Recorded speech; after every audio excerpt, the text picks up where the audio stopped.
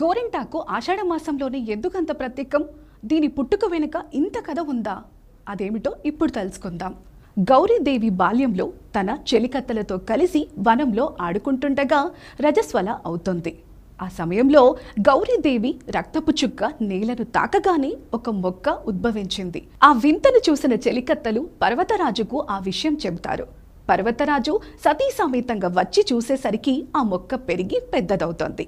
అప్పుడు ఆ చెట్టు ఇలా అంది, పార్వతీదేవి రుద్రాంశతో జన్మించాను, నా వల్ల ఈ లోకానికి ఏదైనా ఉపయోగం ఉందా అని అడుగుతుంది. అంతలో గౌరీదేవి చిన్నపిల్ల చేష్టలతో ఆ చెట్టు ఆకు కొయ్యగానే వేళ్ళు ఎర్రబడతాయి. అది చూసిన పర్వతరాజు దంపతులు చెయ్యి ఇలా కందిపోయిందేంటని కంగారు పడతారు. ఇంతలో గౌరీదేవి తనకు ఎలాంటి హాని జరగలేదని చెబుతూనే ఈ రంగు చాలా బాగుంది అంటుంది. అప్పటి నుంచి స్త్రీలకు